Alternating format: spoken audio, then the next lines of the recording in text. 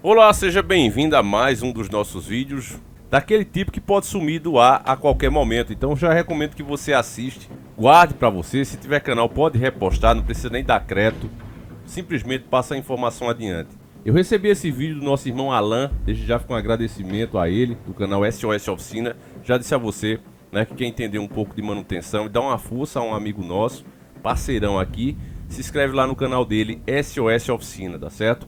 Ele mandou aqui uma entrevista de uma pessoa muito lúcida, eu não sei quem é o cara, não sei qual é o podcast, por isso é que eu não posso aqui fazer a propaganda merecida, né? Mas peço que você que souber quem é a pessoa, em qual podcast o cara deu essa entrevista, que você coloque aí, porque eu vou fixar o comentário. Como eu digo, isso aqui é uma grande comunidade, família, eu não sou o cara que sei de tudo, muito pelo contrário, é a nossa união, a nossa troca de ideia que faz o conteúdo ser como ele é. É só isso, nada mais que isso, né?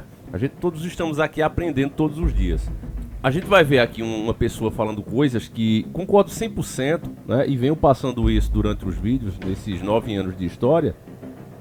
E um ponto bem crucial, que você vai ouvir ele mesmo falando, e que os donos do mundo aprenderam, que foi naquela treta do Vietnã. Ali era uma treta fácil. Os caras pensavam que iam chegar lá, iam dominar, e ia ser feito da forma que eles queriam. Só que aquela operação, aquela estratégia deles, foi frustrada, foi a maior derrota vergonhosa. E o motivo disso foi um só: população com capacidade de se defender. Os soldados se depararam com situações inusitadas. De repente eles chegavam perto de um velhinho, achando que era um velhinho indefeso, e tomavam um balaço desse velhinho. Tomavam um balaço de uma mulher, tomavam um balaço de uma criança. Os caras se enfiavam por debaixo da terra, apareciam em túneis, estavam em cima deles. E eles foram vergonhosamente derrotados. É um fato. E aquela foi a maior lição que eles aprenderam, que para a dominação global, e eu não falo do país em si, o país estava sendo usado naquele momento. Eles aprenderam que para a dominação global, para implementar um governo único e mundial, é preciso que o mundo todo esteja incapaz de se defender, seja fraco, cada cidadão em cada nação. As bandeiras, inclusive, precisam ser apenas símbolos, nada mais do que isso. A representação de uma nação, de seus costumes, não. Tudo isso tem que ser universal para que haja, de fato, uma governança mundial. Então você sabe que aqui no Brasil praticamente foi abolido o direito de você se defender, não importa se você é um cidadão exemplar, se você provar a necessidade, não interessa isso. Praticamente, depois que o poderoso chefão que está aí no poder ordenou, ninguém mais pode se defender no Brasil. A desculpa é aquela de sempre, não, para tirar mais armas dos criminosos, como se criminoso comprasse arma legalizada. É um absurdo, chega a ser ofensivo à nossa inteligência, né? Você ouvir um argumento desse, não, é para tirar as armas dos criminosos. Nenhum criminoso compra arma legalizada, né? Todo mundo sabe disso. Mas enfim, eu quero que você preste o máximo de atenção, porque você vai ouvir muitas verdades nesses próximos minutos agora que se segue com a entrevista. Em seguida a gente volta para finalizar. Vamos lá. Feito para tirar arma de bandido. Certo. Esse é o primeiro ponto. O segundo, que ele também não foi feito para combater o homicídio eventual. Então resta para a gente entender para que serve o Estatuto de Desarmamento. E a partir de agora isso pode ser um divisor de águas na sua vida, como foi na minha. Porque a partir do momento que você entendeu o que eu vou te falar agora, você não dorme mais tranquilo. Não só na minha, mas de muitas de todo pessoas, mundo que está né? ouvindo. Todo mundo que está assistindo a gente, né? Então o que acontece, cara? Se você estudar a história, você vai ver que desde a época da Bíblia, toda vez que um povo ia ser escravizado, ele era desarmado. Todas as ditaduras, o último rácio, a última coisa que fizeram, o último degrau para implantar uma ditadura terrível foi o desarmamento. Todas. Na Alemanha nazista, Rússia, China, Cuba, Coreia do Norte, Venezuela aqui perto. Interessante que o mesmo modus operandi da Venezuela é o do Brasil. Quem fez o desarmamento na Venezuela foi uma ONG brasileira, Viva Rio. Agora, a Argentina, perceba que é a mesma estética na Argentina, o estádio de futebol com armas e o imã gigante pegando armas. E aí você começa a entender que o Estatuto de Desarmamento realmente não foi feito para desarmar o bandido, foi feito para transformar você em escravo. Você desarma a população antes de escravizar ela. Porque a hora que seu filho tiver que comer resto de cachorro morto na rua, você não vai se contentar em não reagir. Porque a indignação que você vai ter vai ser tanta que isso vai te consumir por dentro. Então, a primeira função declarada do desarmamento é sim criar uma nação de escravos, é deixar a população vulnerável a um ditador. Tanto é que o Brasil hoje é um país desarmado, muito desarmado, terrivelmente desarmado. Tanto é que o governador do estado mais rico do Brasil destruiu o estado e ninguém pode fazer nada, ninguém reage, ninguém faz nada. Ah, mas a arma ia mudar alguma coisa? Ia, e você vai entender, porque eu não estou falando de revolta armada. Existe um impacto da arma que muda a percepção da pessoa. Mas esse não é o tema agora. O tema é você entender que o Brasil foi desarmado para que pudesse ter se transformado em escravo. E a situação só não está pior por causa do referendo de 2005.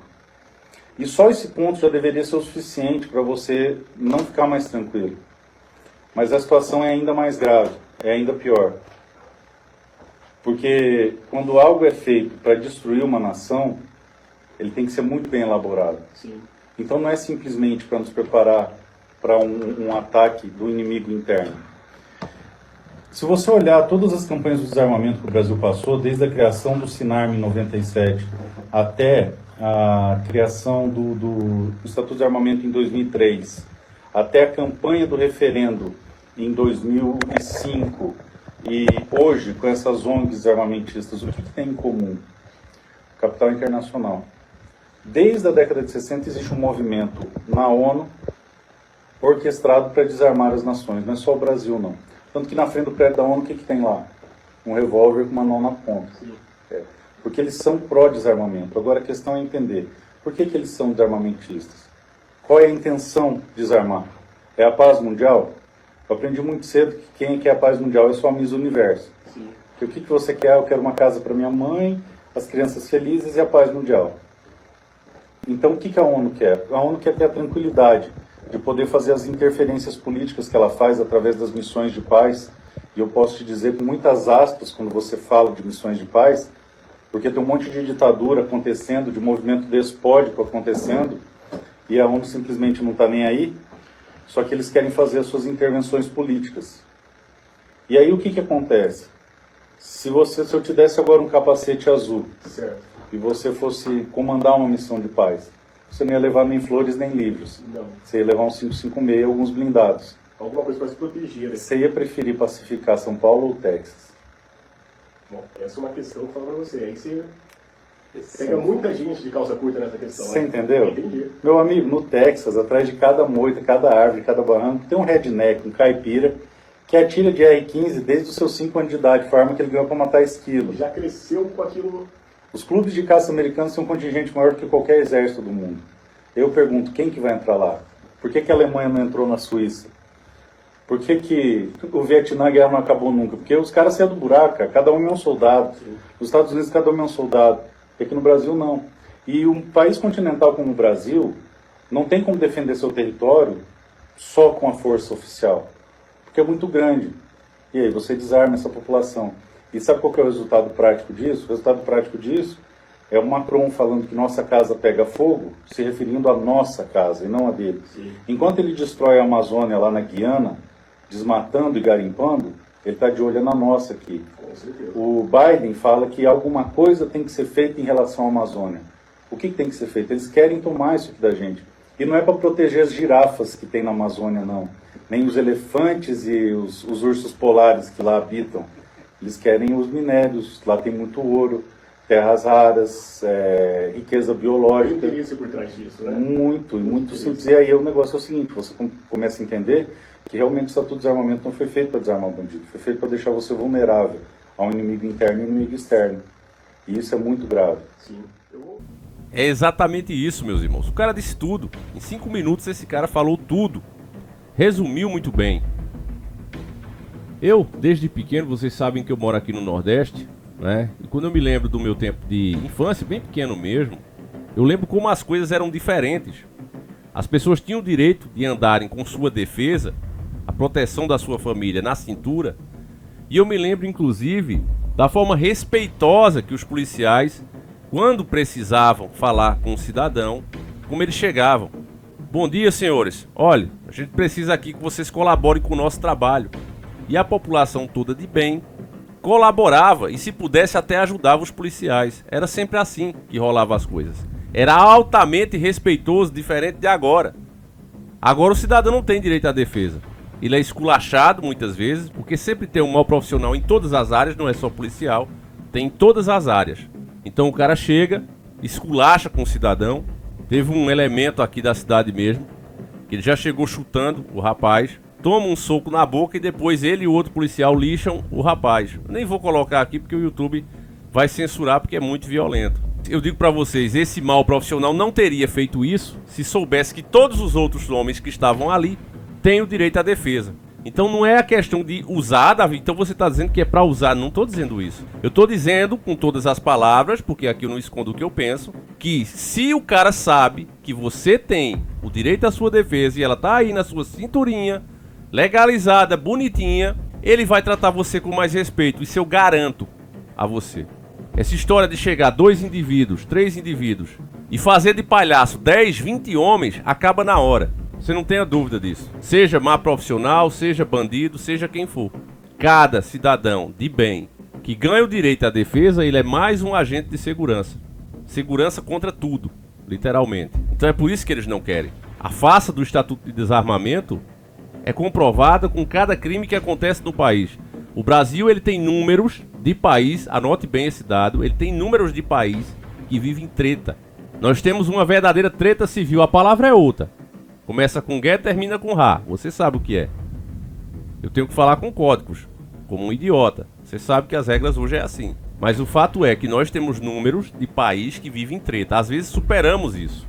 Então existe uma treta civil no país, mesmo com o Estatuto do Desarmamento. E isso é óbvio, é matemática pura. O bandido não compra R15 em um clube de tiro. Ele não compra ali. Ele não compra em sites online, como tem aí, né, de diversas marcas. Ele não vai lá e faz o pedido, olha, eu quero aqui, ó. Esses calibres nem são, pra você ter ideia, nem são autorizados. Então é uma canalice você dizer que a arma que tá na mão do bandido, ela vem legal. Nunca veio, nunca veio. Sempre tem um trouxa em todas as áreas, né, que acaba conseguindo, mas que logo se ferra também. Logo a justiça cai em cima dele.